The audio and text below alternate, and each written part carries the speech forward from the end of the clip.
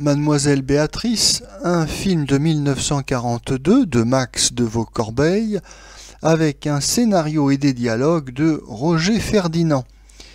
Nous retrouvons dans les rôles principaux Gaby Morlet, Louise Carletti, Marguerite Deval, André Luguet, Pierre Bertin, Jimmy Gaillard, Jacques Baumer, Sinoël et Louis Salou.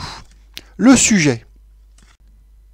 Jimmy Gaillard aime à Paris Louise Carletti, alors que dans une douce petite ville de province, son notaire de père, Jacques Baumer, envisage de le marier à une riche héritière.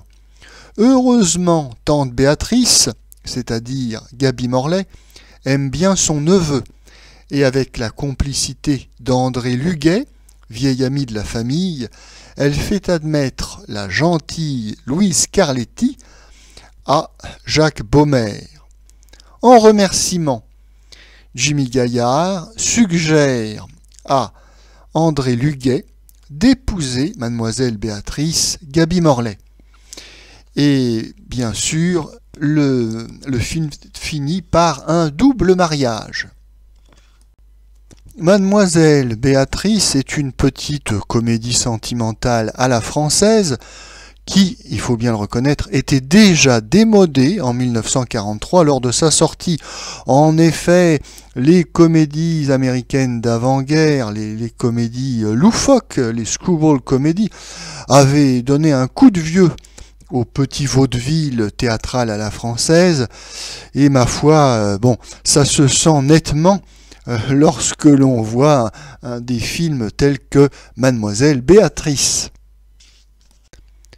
Par ailleurs, la censure de Vichy n'arrange pas les choses.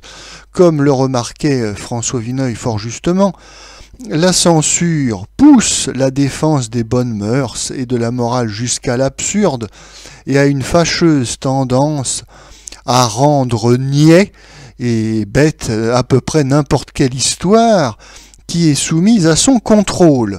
Alors malheureusement, donc cette petite comédie sentimentale manque de piquant, mais malgré tout, il faut se montrer indulgent avec Max de Vaucorbeil.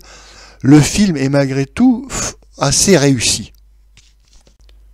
Oui, il y a beaucoup de gaieté et de bonne humeur dans ce film de Max de Vaucorbeil, qui est filmé en partie à Moret-sur-Loing, dans une villa d'une vedette de l'écran qui s'est retirée en 1940, Claude May, une actrice qu'on a vue dans des films de Fernandel, Barnabé, Ignace.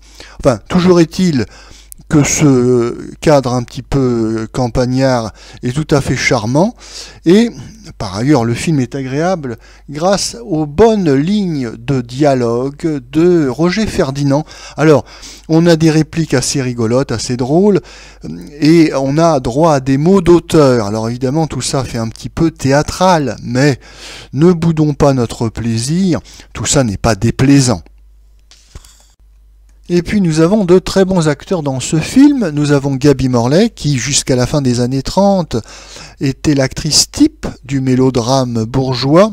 Elle a joué de très nombreuses fois les grandes bourgeoises amoureuses qui se débattaient avec leur conscience, etc., etc.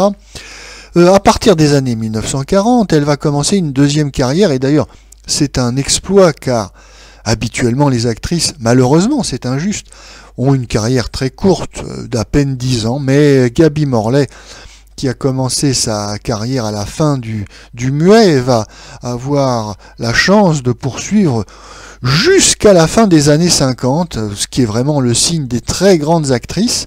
Alors, ici, elle joue le rôle d'une vieille fille qui va enfin connaître les joies de l'amour avec André Luguet, et ce film précède son plus grand succès de la guerre, Le Voile Bleu, tourné également en 1942. Elle retrouve ici André Luguet qui interprète un rôle de séducteur d'âge mûr, un Don Juan sur le retour, et le couple est tout à fait bien assorti. Les deux acteurs ont quasiment le même âge, ils sont nés à 1 an d'intervalle. Et puis, André Luguet, il a toujours beaucoup de naturel et de bas goût. Hein, c'est un acteur un petit peu à l'américaine, avec d'ailleurs il a une petite moustache à l'américaine, et il est toujours très agréable dans ce genre de petite comédie sentimentale. Et puis ce qui fait le charme de ce type de film, ce sont ces acteurs de second plan. Oui, ces fameux seconds rôles qui ont tant fait pour la gloire du cinéma français. C'est avec un grand plaisir que l'on retrouve Pierre Bertin et Louis Salou dans des rôles d'amoureux malheureux de Gaby Morley. Ils ont un petit numéro comique qu'on va suivre pendant tout le film, c'est assez rigolo.